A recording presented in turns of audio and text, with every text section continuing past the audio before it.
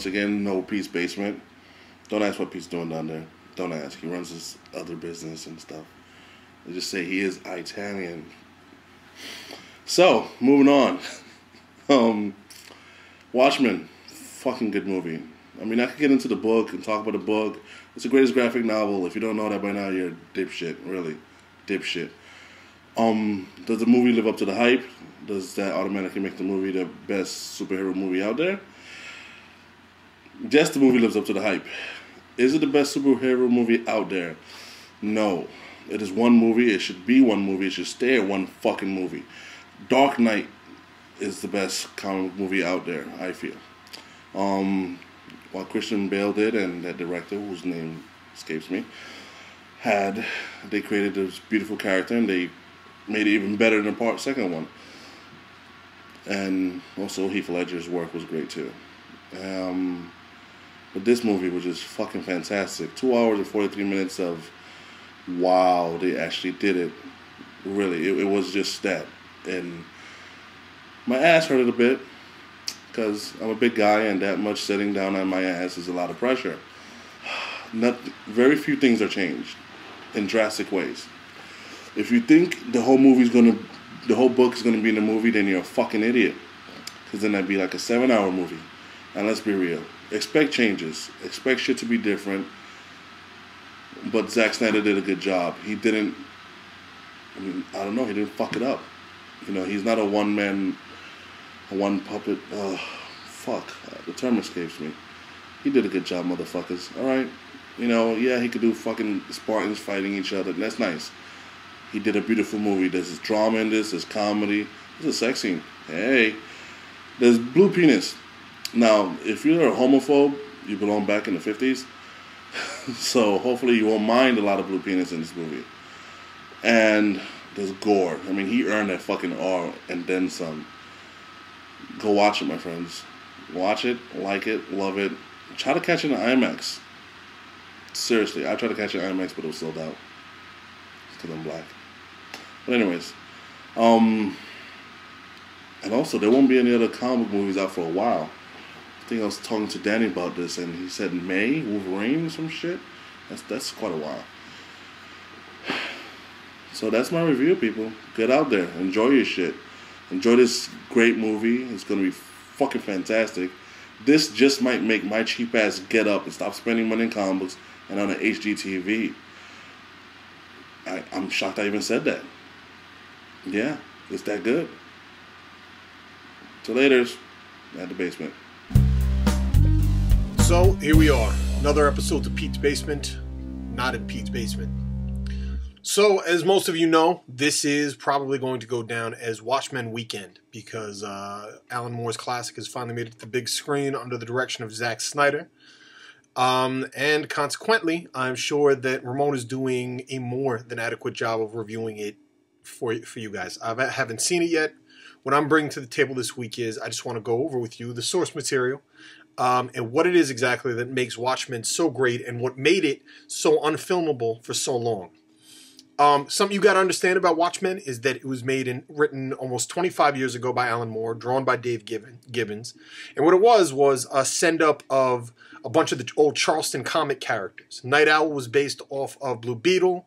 Dr. Manhattan was based off of Captain Atom. Rorschach was based off The Question. Silk Spectre was based off of Phantom Girl. Always forget who the comedian was based off of. But originally Alan Moore had wanted to use those actual Charleston comic characters, was denied by DC, who had just inherited them. So he made up his own versions of them. And it was the first sort of deconstruction of those characters, or any superhero characters, to take place in the mainstream medium at the time.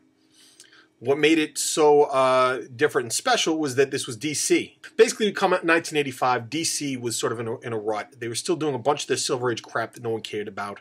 And they were really trying to push themselves back into the forefront. They had done, they were doing Crisis. They were reinventing Superman. They were doing a lot of this stuff to sort of make themselves more palatable to their audience who had grown up a little bit. And the Watchmen really sort of like pushed the edge of what was considered acceptable comic book material in America at the time. It was very grown up, dealt with a lot of really graphic shit, everything from like rape to fucking cannibalism. And it was a real, and at the time it was very groundbreaking. So what made it so unfilmable? Aside from the really adult content, you had everything from lesbian cab drivers in the background to rape to menage a trois to, fat naked superhero guys in tights. There was a simple fact that you had about 30 different intertwining plots. It was really a visual novel.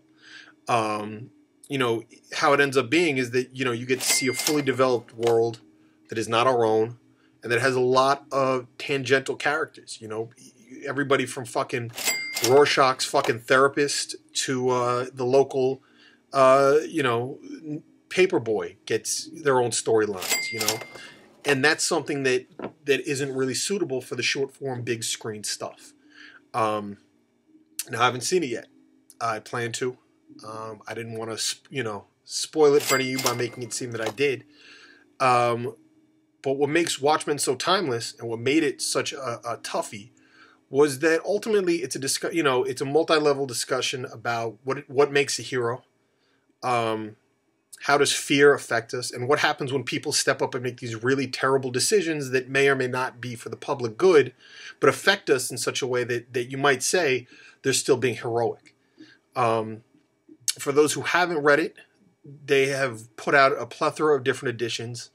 If you can't deal with intricate storylines, I don't recommend you pick it up. Because even though I tend to think it's user-friendly, I know a lot of people who are going to go see the movie, pick up the comic, and say, Jesus Christ, these aren't even the same stories, even though, from what I understand, they very much are. And also, like every other Alan Moore project, there's a lot of supplemental material in there. There's a whole other comic book tied into this, that is actually, for those who don't know, based off of, I believe, an old Nina Simone song, or Billie Holiday song. The Sail of the Black Pirate, something like that. I think I butchered that, but I still recommend you pick up the graphic novel. There are all sorts of new copies out there now, glossy, shiny versions of it, and give it a whirl before you go see the movie, because if you haven't already, you're missing out on a truly classic experience for modern comic books. There you have it. Not Pete's Basement, and I'm actually wearing pants. Suck it.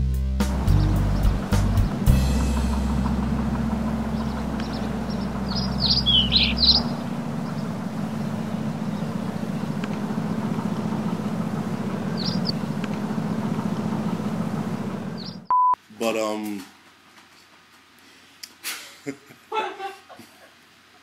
I'm laughing because there's a cat like running around mad. But that's what happens when you direct his house. Mad things.